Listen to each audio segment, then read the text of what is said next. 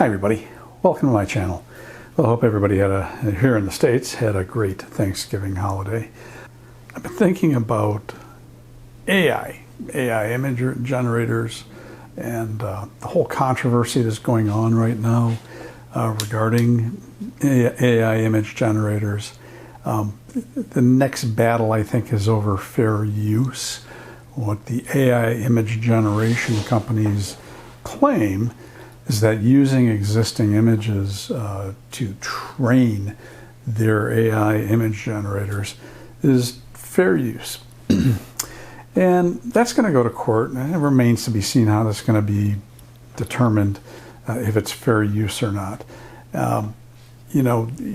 Fair use means you can use a copyrighted work for things like commentary or parody.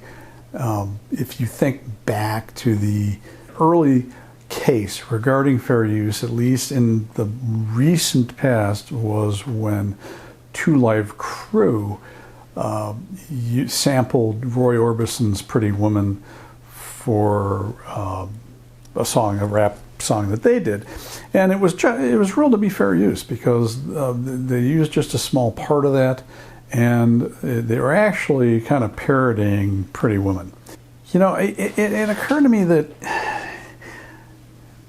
these companies, there's a case for them to make that it is fair use.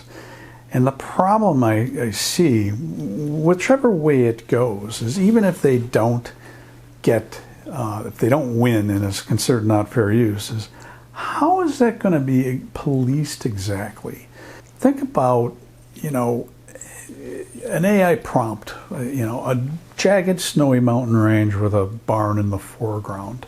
And think about the number of images that you can use to train AI on that. So, you've got images of jagged snowy mountain ranges, right? So the Teton Range in Wyoming, USA, you've got the Dolomites in Italy, you've got parts of the Alps, you've got the Torres del Paine in the southern Andes and Patagonia, and then you've got images of barns, right?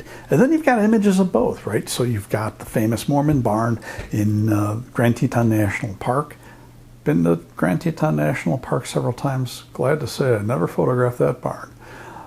And you've got images of the Alps with barns because there's a lot of dairy farms in the Alps.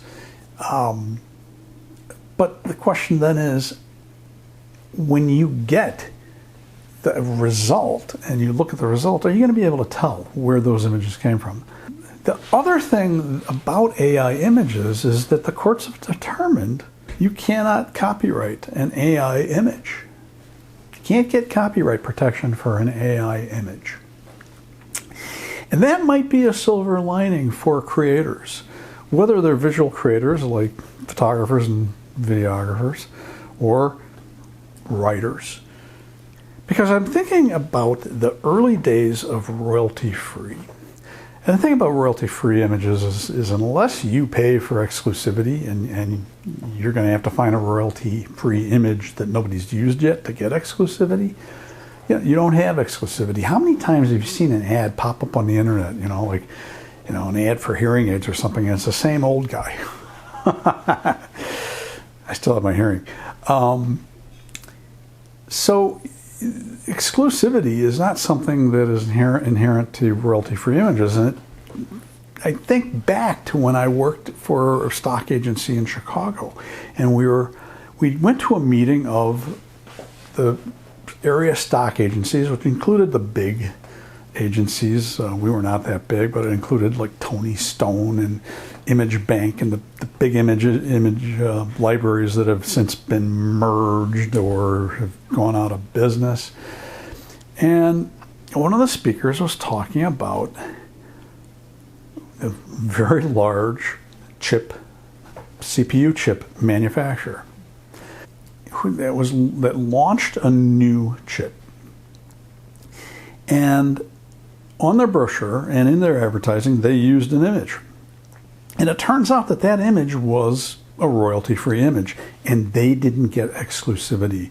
And so what happened is their biggest computer And I imagine that every one of us have used devices that have either one of these companies' CPU chips in it. And that competitor started coming out with brochures with that same image. So, of course, which confuses people, right? And that was the aim, is to confuse things. When this all happened, I think it was the CEO of the original company that used the royalty-free image, supposedly said, wait, you mean to tell me that we spent $10 million on this product launch and on this marketing campaign, and we didn't get an exclusive image to use in our marketing materials? So that leads us up to today, and I really think that since you cannot copyright an AI image, I think companies and their advertising agencies are going to have to think long and hard before they use an AI image in any kind of important advertisement. I mean, yeah, day-to-day stuff. There's a lot of stuff that you do, like online stuff, social media, probably doesn't matter. But if you're launching a new product, you don't want your competitor using the same image that you were using.